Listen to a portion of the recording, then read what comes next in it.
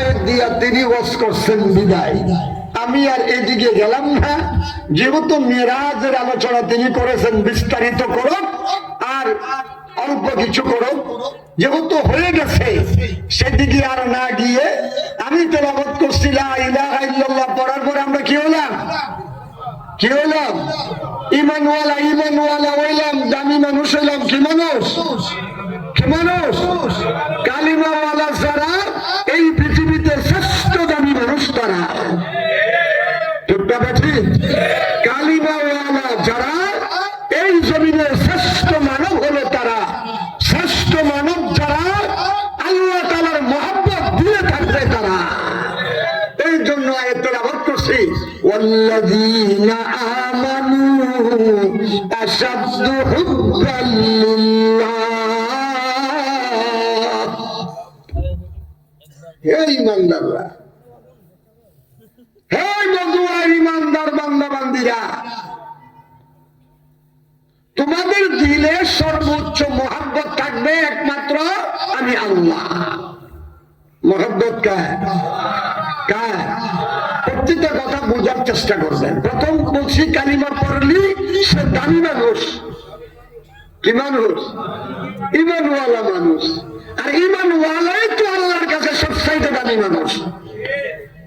লক্ষ লক্ষ রাজা বাদশা, বেঈমান রাজা বাদশা যদি এক পাল্লায় রাখা হয়, ক্ষুদ্র একটা ঈমানওয়ালা যদি এক পাল্লায় রাখা হয়, আমার মালিকের কাছে এই ঈমানওয়ালার দাম অনেক গুণে বেশি।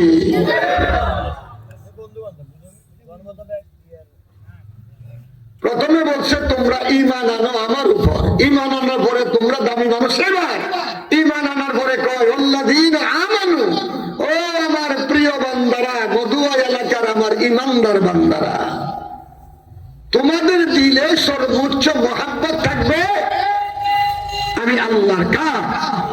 আরো ঘুরে বলেন কার? আরো ঘুরে বলেন কার? এখানে প্রশ্ন হলো আল্লাহর মহব্বত রাখার কথা আল্লাহ বলছেন।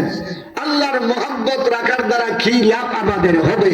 প্রত্যেকটা মানুষ আমাদের বোঝা উচিত যে যারে মহব্বত করে সে তার আদেশ মানতে বাধ্য থাকে। কথা কয় না?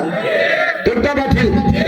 যে যাকে মহব্বত করে সে তার আদেশ মানতে বাধ্য থাকে।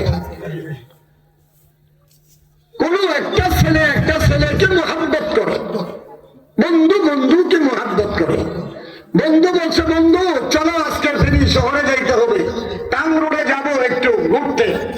তো যেহেতু এক বন্ধু আরেক বন্ধু অতি মহব্বত করে, এবার সে চিন্তা করে আমার যত যাই ঝামেলাই আছে, যত কাজের অসুবিধা আছে, বন্ধুর মনে কষ্ট পাবে, যাই হোক আমার কাজে বাতিল হোক, আমার বন্ধুর কথা রাখা দরকার, একটু টাং রোডে আমার গিয়ে ঘুরে আসি।